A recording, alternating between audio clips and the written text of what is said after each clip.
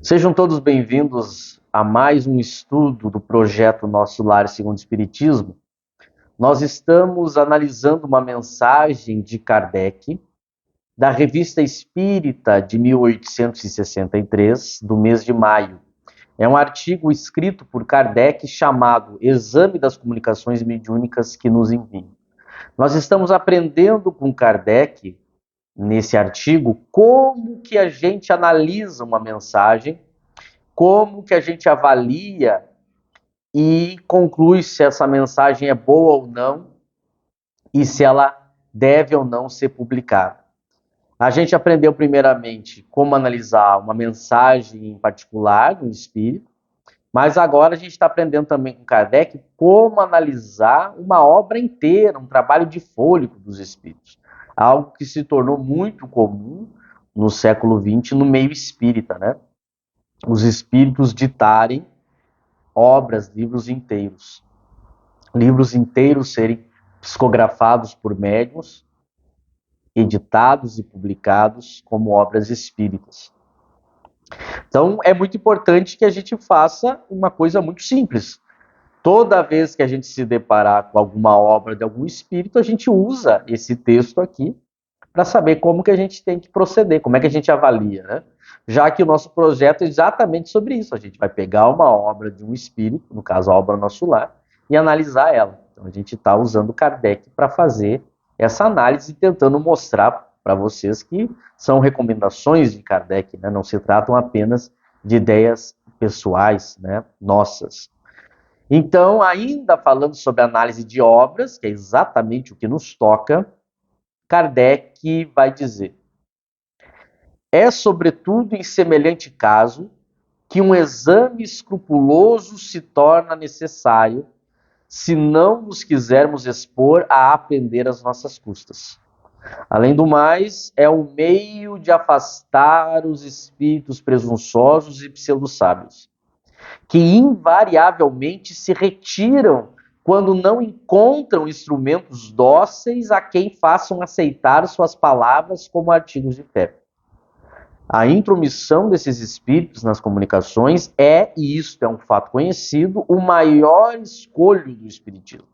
Todas as precauções são poucas para evitar as publicações lamentáveis.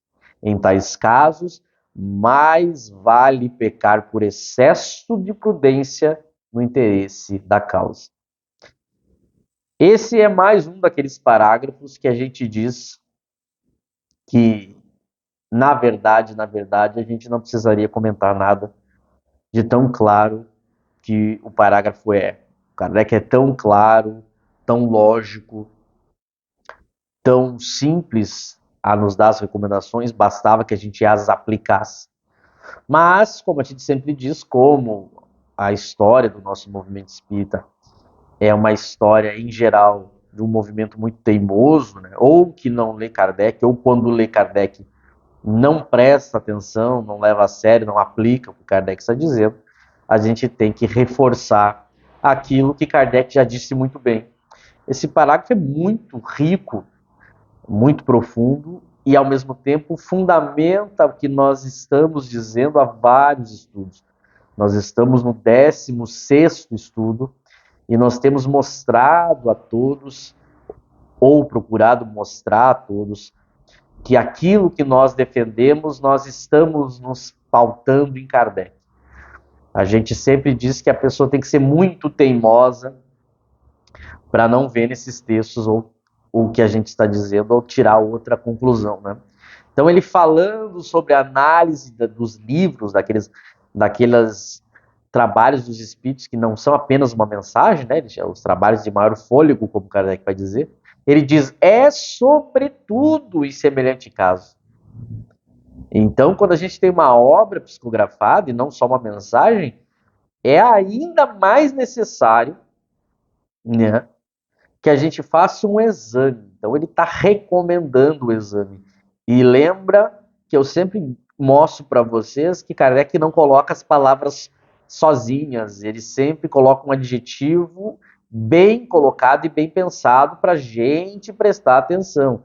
Além de recomendar o exame, ele está dizendo um exame escrupuloso se torna necessário.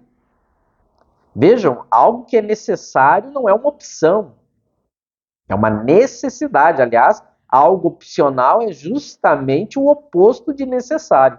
Então ele coloca o exame como necessário, ainda mais, ou seja, sobretudo no caso das obras psicografadas, e ele diz é um exame escrupuloso, minucioso, rigoroso, com cuidado, com atenção, com critérios. Então vejam, a frase é muito clara. Ele está dizendo que a gente tem que fazer isso. Então é uma resposta clara ao que a gente se propôs a responder aqui nessa primeira parte. Nós podemos analisar uma obra, está muito claro que a gente pode e deve analisar uma obra. Como ele está deixando aqui, é um exame escrupuloso necessário. Se não nos quisermos expor a aprender as nossas custas. Então, a pessoa que deixa de fazer esse exame escrupuloso vai aprender às próprias custas, né? Ou seja, é como a gente diria hoje, né? Aprender quebrando a cara, aprendendo com a experiência amarga. Se a gente deixa de ter o exame escrupuloso, a gente pode aí se arrepender, porque a gente vai sofrer as consequências de não fazer isso. Ou seja, a gente vai ser enganado pelos espíritos, a gente vai perder tempo, a gente vai ter mensagens ruins, falsas, e a gente vai prejudicar o próprio movimento espírita, a própria divulgação do espiritismo. E aí ele diz, além do mais, esse exame escrupuloso, né, é o melhor meio. Prestemos atenção nas palavras que Kardec usa, que elas não são de graça. Um escritor como Kardec, ele não coloca uma vírgula que não seja algo que realmente tem que estar no seu escrito. E ele diz, é o melhor meio, esse de fazer um exame escrupuloso, para afastar os espíritos presunçosos e pseudo-sábios. Então vocês estão vendo aqui agora nesse parágrafo algo que a gente já vinha tratando nos outros estudos, mas aqui é importante mostrar como a gente tirou de Kardec isso. Lembra que Kardec mostra nesse texto que nós estamos vendo que ele recebeu mais de 3.000 mensagens. A gente viu que quando se trata do trabalho de fôlego, ele recebeu em torno de 30 e só julgou 6 de real valor. Ele fez esse exame escrupuloso, que é o melhor meio para afastar os espíritos presunçosos e pseudo-sábios. E a gente já falou isso. A gente não pode achar que esses espíritos dizem somente barbaridades, coisas absurdas, mentiras ou falsidades escancaradas. Não, se fosse assim seria fácil. Justamente a característica desses espíritos é dizer coisas boas misturadas com coisas ruins. É justamente a tática que eles usam para que eles sejam aceitos, para que as obras deles sejam publicadas, lidas, ganhem interesse. A gente precisa se atinar para isso. E a gente tem que afastar esses espíritos, porque são espíritos mal intencionados, ou são espíritos ardilosos, interesseiros, e do ponto de vista dos seus interesses, do seu orgulho, da sua vaidade. Eles não estão preocupados com a verdade, com a qualidade, com o conteúdo, com o bem. Embora eles falem do bem. Mas, acima disso, eles estão preocupados em se exibir. Eles estão preocupados em falar, em escrever, em impor suas ideias e fazer com que eles sejam seguidos, idolatrados, respeitados e que as pessoas fiquem só em volta deles. Porque como eles são orgulhosos, eles querem ser os mestres, quando na verdade eles não são mestres verdadeiros. Mas com isso que eles fazem, eles nos desviam dos verdadeiros mestres. Então notem, é o melhor meio para afastar esses espíritos, fazer um exame escrupuloso. E Kardec diz, eles invariavelmente se retiram quando não encontram instrumentos dóceis. O que é o instrumento aqui? É um médium. Quando ele vê que o médium não é dócil, ou seja, não aceita o que eles querem escrever e propor, ele se retira. Justamente quando eles encontram, agora é o oposto a ideia, né? Quando eles encontram um instrumento dócil, aí que eles ficam, né? Se eles se retiram quando não encontram, quando encontram, aí sim. E é até interessante, né? Parece que Kardec estava prevendo o que ia acontecer. A própria ideia de instrumento dócil, né? É justamente a ideia do médium, né? Do que psicografou o Nosso Lar. A gente sabe muito bem, pela vida pública do médium Chico Xavier, o quanto ele tinha essa característica dócil, passiva, que não soube se impor, então os espíritos do sábio se impuseram. E ninguém à volta ajudou o médium, chamou a atenção do médium. Pelo contrário, estimulou que o médium continuasse, estimulou dizendo que aquilo que o médium estava recebendo era maravilhoso. Então, exatamente aqui, veja como é simples e é exatamente o caso que a gente está tratando, né? E Kardec já sabia disso. A gente precisa afastar os pseudo-sábios. Porque ao contrário de um espírito inferior que quer se comunicar, que quer ajudar, que quer aprender, que quer dar a sua opinião, mas ele não está ardilosamente tentando dominar, mentir, enganar, se impor. É claro que a gente pode receber qualquer tipo de espírito. Mas esse em especial, não. Ele quer justamente, ele não está preocupado, ele não tem sinceridade. Ele tem uma intenção por trás. É por isso que esses a gente não pode deixar dominar por eles, deixar eles ganharem terreno. Porque justamente o que eles querem é ocupar o médium para ficar falando as suas ideias, os seus sistemas pessoais, misturando com verdades e mentiras, confundindo, porque a única coisa que eles querem é ser ouvidos e seguidos. Eles não estão preocupados com a verdade, eles não estão preocupados com o verdadeiro espiritismo. Então a gente precisa fazer o exame escrupuloso, afastar esses espíritos. E quando eles, encontram instrumentos dóceis, a quem façam aceitar suas palavras como artigos de fé, exatamente o que aconteceu. Quando a gente vai ver aí na história do movimento espírita, exatamente como esses espíritos fizeram com o Chico, né? O próprio Emmanuel, ele se apresenta ao Chico e já na apresentação dele, ele já diz para o Chico que o Chico teria que se submeter ao que ele ia dizer. Então ele está justamente aqui dominando o médium, convencendo o médium a aceitar suas palavras. Aí o médium era dócil, aceitou e virou uma vítima de pseudo-sábios, né? E como a gente disse, as pessoas que estavam na volta, ao invés de ajudarem e chamarem atenção, pelo contrário, estimularam e idolatraram também, né? Mas vejam que aqui está a recomendação. A gente não pode ignorar o que ele está dizendo. E aí vem a grande frase, as duas frases finais, que mostram que a gente já vem repetindo e mais uma vez a gente quer mostrar que está aqui na obra de Kardec. Todas as preocupações, todas, são poucas para evitar as publicações lamentáveis. Em tais casos, é claro, é direta a frase, mais vale pecar por excesso de prudência no interesse da causa. Veja, é Kardec falando, a gente devia pecar pelo excesso nesse caso. E a gente fez o outro extremo. A gente agiu no excesso de confiança e aceitação, em vez de no excesso de prudência. Qualquer coisa suspeita ou estranha que venha do espírito nessas obras, a gente tem que pecar por excesso, porque é o interesse da causa. É preferível que o espiritismo tenha menos livros, menos obras, menos conteúdo publicado, do que um excesso de conteúdo publicado de má qualidade. Isso não vai ajudar o espiritismo.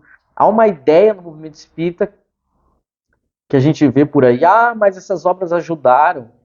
A gente vai ver que essas obras não ajudaram. Nenhuma obra ruim ajuda. O mal não pode ser parabenizado, agradecido, estimulado, justificado. O mal é o mal, o erro é o erro. A gente não pode relativizar as coisas. Então dizer, mas esse excesso de obras ajudou, não ajudou, atrapalhou. A gente vai trabalhar, vai trabalhar em algum momento do projeto isso. Algumas pessoas pensam, mas se não fosse essas obras eu não conheceria o Espiritismo. Mas quem disse que você conheceu o Espiritismo com essas obras? Pelo contrário, as pessoas que passaram por essas obras têm dificuldade de chegar em Kardec, de entender e aceitar Kardec, justamente porque elas ficam viciadas naquilo que esses pseudo-sábios já fizeram com a cabeça delas. Então atrapalha. Tem muita gente que tem muita dificuldade em aceitar Kardec justamente porque foram prejudicadas por essas obras. Então elas prejudicam, elas não ajudam. Se a gente tivesse só obras boas, somente obras boas, a gente teria um outro resultado.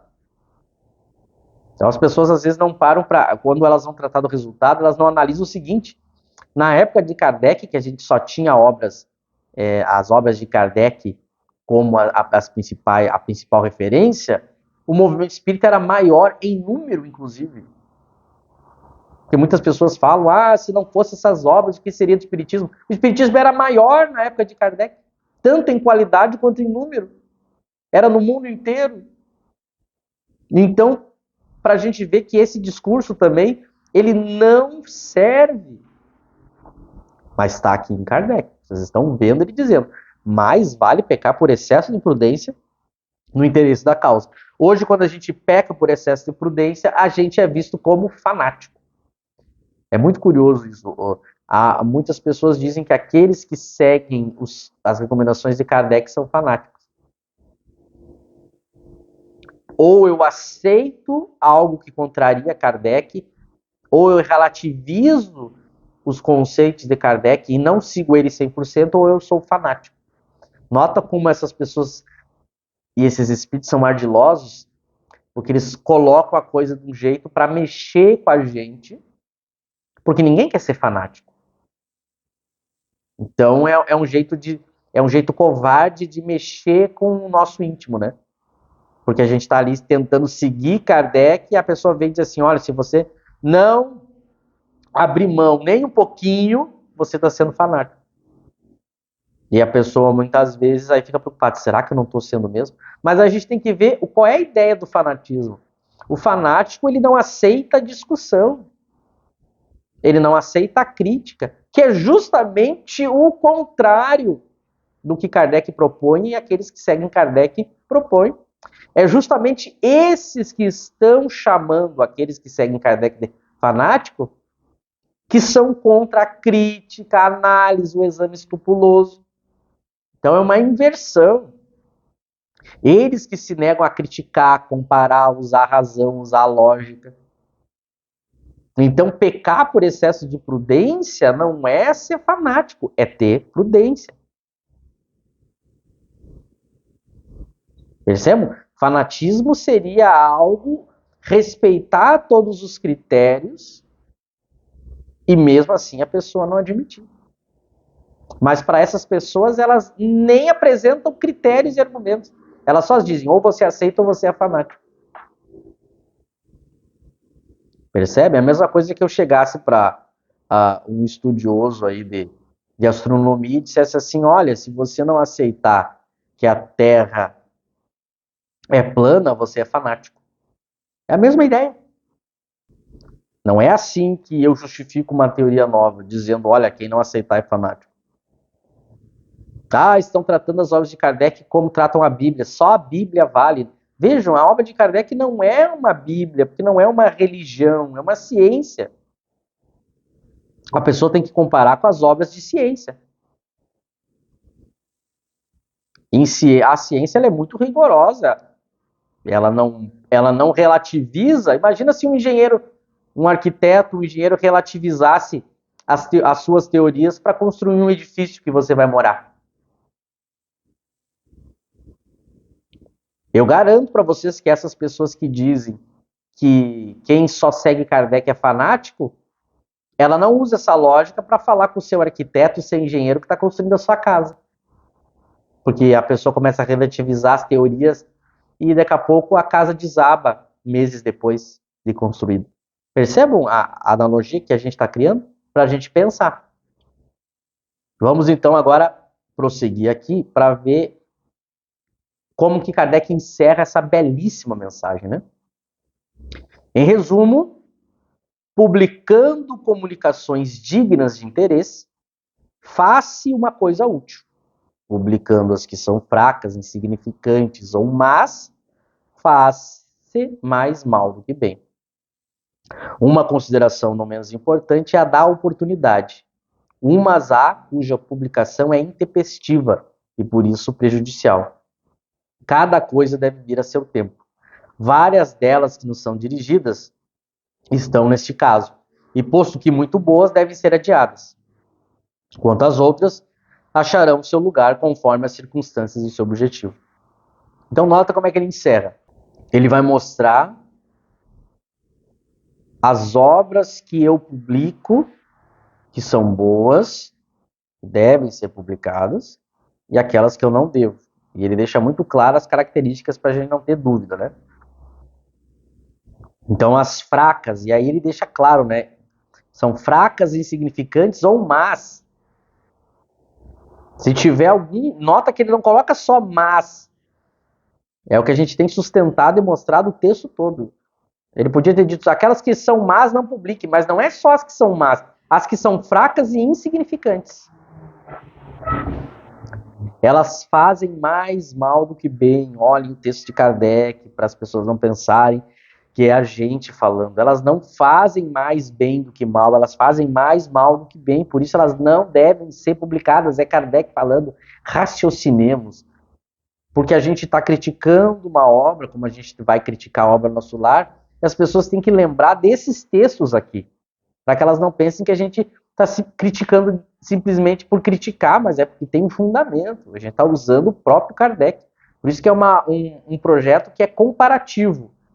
É comparar a obra Nosso Lar com aquilo que Kardec deixou. E mostrar que, baseado naquilo que Kardec deixou, essa obra não é boa. É isso. Então ela tem que ter interesse, né? Ela tem que ter todas as características opostas da fraca, insignificante ou mal, né? E aí ele fala aqui da questão da oportunidade também, que é a questão que a publicação, ela, aqui é um caso de uma publicação que ela pode ser publicada, mas eu tenho que cuidar quando eu vou publicar ela. Cada coisa deve vir a seu tempo. A gente vê isso na obra de Kardec. A gente vai tratar disso mais para frente, que a gente tem que atacar esse ponto aqui. Que a gente vai ver que também há obras que, na evolução da teoria espírita, se eu publicar antes do tempo, eu não fundamentar bem antes, eu tenho um caminho antes a construir, antes de apresentar, o meu sucesso pode ser comprometido.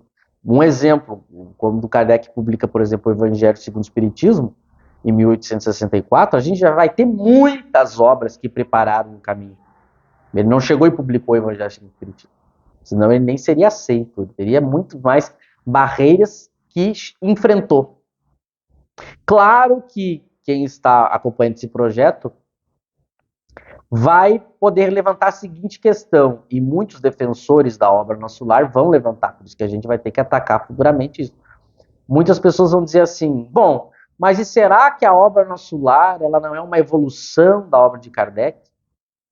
E na época de Kardec, essa obra não podia ser publicada, mas depois tinha que esperar a evolução do Espiritismo, e aí sim ela veio como uma evolução, porque aqui o último parágrafo ele está dizendo, cada coisa vira seu tempo.